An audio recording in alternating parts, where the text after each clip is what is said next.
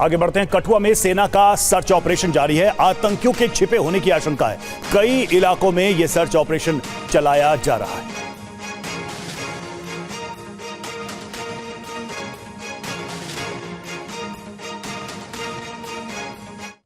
इस समय मैं उसी जगह पे मौजूद हूँ जहाँ पर आतंकियों की तरफ से जो भारतीय सेना के वाहन थे उन पर हमला किया गया। कुछ दूरी पे हम मौजूद हैं क्योंकि टेरर स्पॉट्स पर किसी को भी जाने की अनुमति नहीं है, लेकिन जो आसपास के घने जंगल का इलाका है वहाँ पर आप देखिए कि किस तरीके से जम्मू कश्मीर पुलिस के जवान जो है वो यहाँ पर पोजीशन लिए हुए हैं। एक बार फिर जो ऑपरेशन है उसको शुरू किया गया है।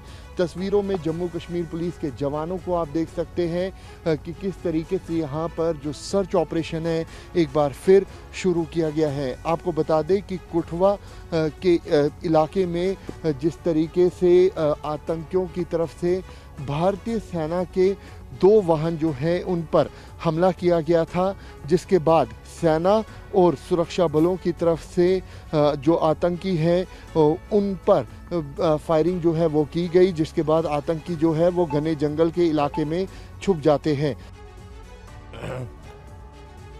वहीं कठुआ में आतंकी हमले के बाद से ही सेना और पुलिस का सर्च ऑपरेशन जारी है।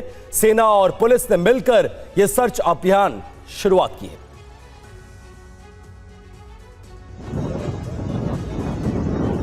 कठुआ में आतंकियों को उनकी मान से बाहर निकालने के लिए चल रहे विशेष अभियान में भारतीय सेना के साथ जम्मू कश्मीर की पुलिस भी शामिल हो गई है।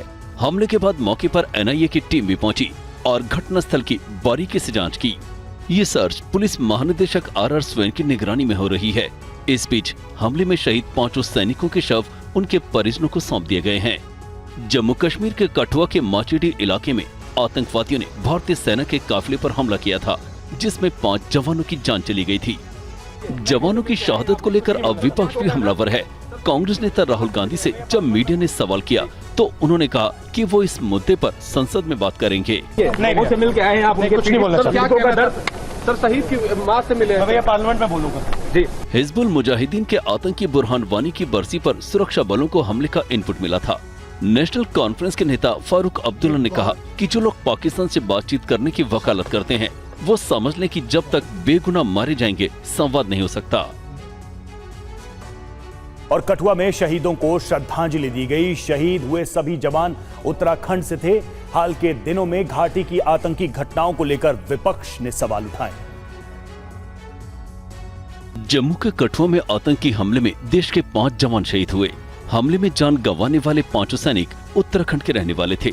परिजनों को सौंपने से पहले इन जवानों को देहरादून के जॉली ग्रांट एयरपोर्ट पर श्रद्धांजलि दी गई, जिसमें खुद सूबे के सीएम पुष्कर सिंह धामी भी पहुंचे और कहा कि जवानों की कुर्बानी व्यर्थ नहीं जाएगी।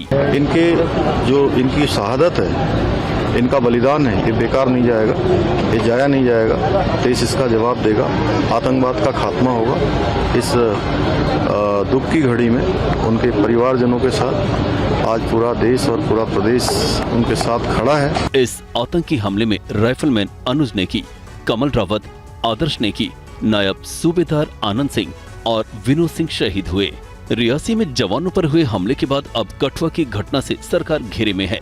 विपक्ष ने आरोप लगाया कि घाटी में शांति स्थापित करने को लेकर सरकार देश को गुमराह कर रही है। हमारे नौजवानों को अगर सीमा पार से शहीद लोग कर रहे हैं और उन पर घात लगाकर हमला हो रहा है, जाने जा रही हैं, तो कहीं न कहीं सरकार का जवाब देना पड़ेगा। और कठुआ में हुए आतंकी हमले के बाद एक बार फिर से निशाने पर पाकिस्तान है। जम्मू में आतंक के आका के खिलाफ लोग सड़कों पर उतरे और जमकर प्रदर्शन किया।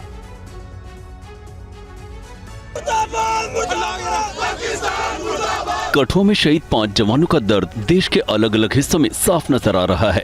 जम्मू में बजरंग दल के कार्यकर्ताओं ने पाकिस्तान के खिलाफ प्रदर्शन किया, पाकिस्तान का झंडा जलाया और सरकार से आतंक के खिलाफ कड़ा एक्शन लेने की मांग की है।